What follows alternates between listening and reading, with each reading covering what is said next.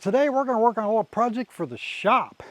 We've been meaning to replace this seal and casing on this back door here for quite a while now. We already did the front one about 2 years ago. We got problems like this where it's just coming apart, and the previous owner that owned this place, he was pretty rough on the building and stuff around it. You see he ran into this and ripped this off, and there's damage down here too, and even on the corner of the building over here you can see there's damage somehow below this door, on this side, and way up there. And I had actually already replaced the downspout here when I first moved in because it was crushed there, and I did the one on the other side too because I think that one was completely gone. He was so bad about that that even the garage door opener that was on this door when I first moved in was bent up and damaged from hitting it with something on a trailer or a tall truck or something. So he was pretty rough on this place, and I've been trying to get this place cleaned up. Part of the reason we haven't gotten this done so far is because when I first moved in, we just brought all the cars in, just dumped them all right here, and then I've been slowly working on trying to figure out what we're going to do with them. And I decided I ended up cutting up the one car that was sitting right here, got it out of here, and got enough other stuff cleaned up to finally get the scaffolding in here so we can actually work on this. We got some scaffolding that we borrowed to do the job with, and it'd be nice to finish this stuff and give it back. But we'd found previously that the top boards on the front were rotten a little bit, and we had to replace some of that wood up there. Hopefully we don't run into that back here because most of the weather hits the front of the building. But if we do, and I may or may not have some wood laying around, if we don't, well, we'll make a trip to the hardware store tonight, get some more wood for that. And if we do, that'll give us a chance to go ahead and get a vent we'll put in the back up here for the attic. Because this did not originally have a ceiling in it, and we added a ceiling. It's all fully insulated, and we've been needing to put a vent in here just to let the attic breathe a little bit. And we haven't done that yet, so we may go ahead and tackle that while we're back here. So I guess we'll go get the scaffolding, bring it up here, and get started on it. Okay. So we're keeping all the scaffolding up in our mother-in-law suite turned storage building. And instead of potentially scratching up the Gladiator, we went ahead and just hooked up the old David Bradley trailer here. We'll just pile all the small stuff in it and then the bigger stuff on top of it. And yes, I broke the taillight. So that makes me 2 for 2 this week because I knocked the backup light off, one of the backup lights off the back of my MG earlier this week, loading something in the back of it. So, yeah. And then we do need to sometime get back onto getting this thing cleaned up and welding it up, doing some repairs to this, get it painted, and get back on the old Army Jeep. If things work out right, maybe we'll get the Jeep back into the shop over the winter and do a little work on it.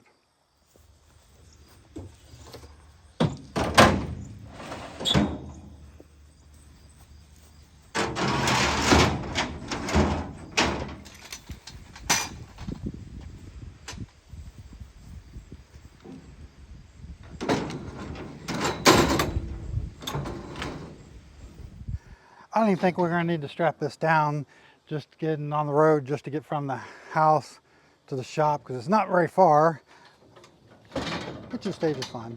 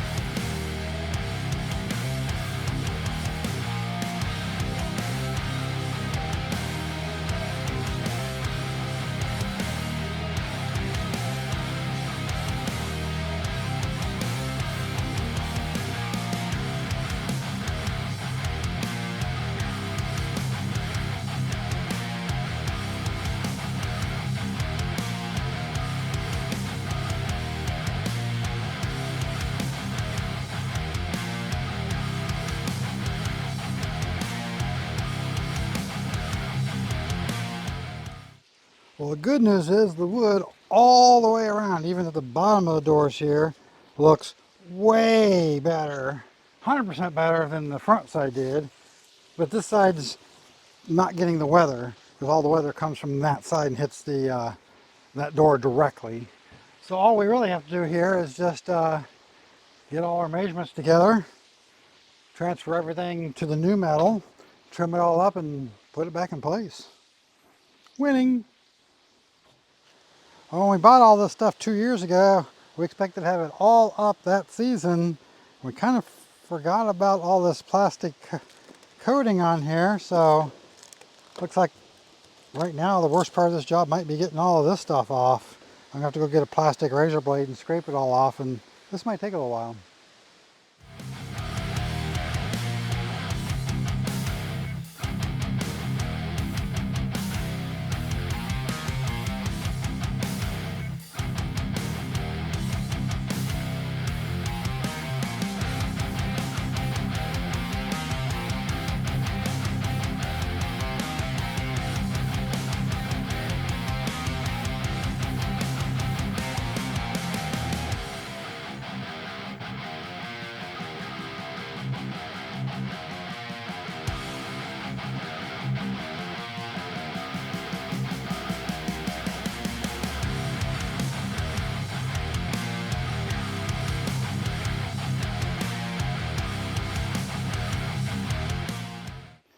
Oh, we finally got all of the plastic off of here, and it took way longer than I would have liked. But to be fair, it really wasn't that hard. A little bit of adhesive remover and some plastic scrapers, and it came off, just was slow. So now we're starting to mark here for my bends and cuts. We'll get that cut this side here, then we'll measure our full length and do the same down there, and we'll have the top piece ready to go up.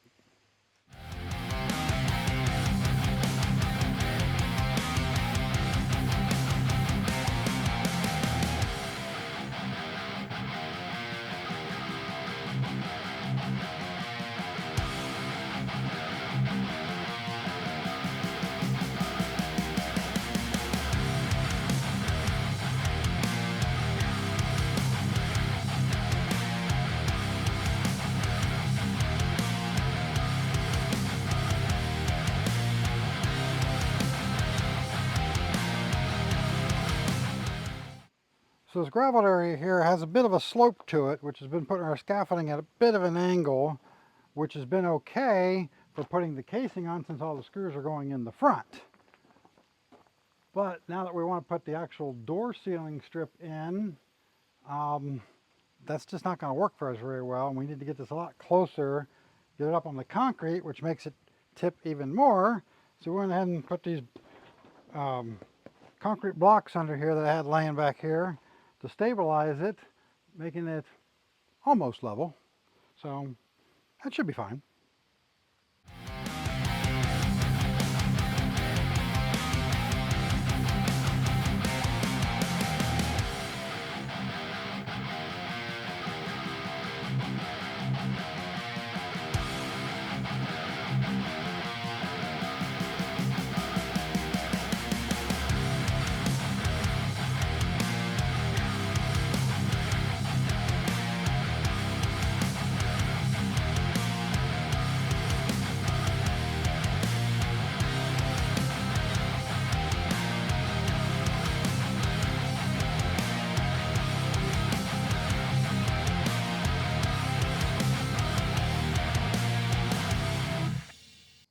Well, that's the new casing and all the new seals put up. It wasn't as hard of a job as we thought it was going to be based on what the front one was like, except for peeling all that stupid plastic off. Incidentally, or ironically, it ended up this side here was bent just in the pile, and it just happened to be the same side that was bent when we took it apart. But not nearly as bad, so hey, it's still a plus.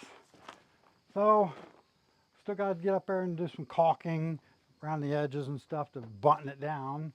But I'm going to do that later off camera. Meanwhile, it's time to feed the catfish.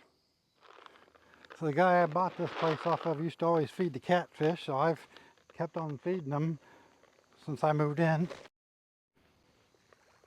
And there's not a ton of them in there. I don't know if you can see the one swimming right by here, but they're pretty good size. We caught a 27 incher a couple months ago. There's plenty of decent sized bass and stuff in here too. I've caught several of them in the 16, 18 inch range. And then we got bluegill that usually come up while we're feeding here. They're usually really jumping on this stuff like piranha.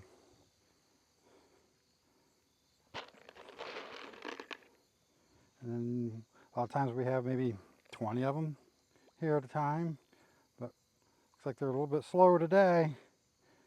Usually they're up here staring at us every single day, multiple times a day as we walk by here, and I only feed them every other day. So just not the best day for the bluegill, I guess. Usually I can throw about 10 pieces at once, and we got just killing each other for it just about. Oop. We usually see about 5 or 6 catfish at a time feeding. We've seen up to 9 before.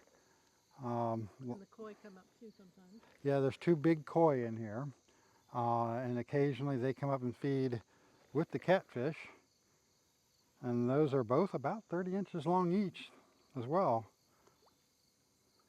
So there is some decent fishing in here, but it's hit or miss when we go fishing. Sometimes we catch some stuff, and sometimes we just sit here and just nothing happens. Of course, that's fishing.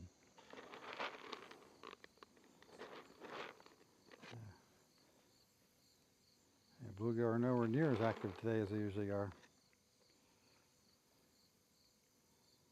It was pretty cool last night though. Yeah. Colder it is overnight, the less active they seem to be. Found out the bluegill love this stuff when I just had some hitting and they were going after it on the edges, so I just started feeding them too. Because, hey, bluegill are fun to fish for. The bigger they are, the more fun they are. So, why not?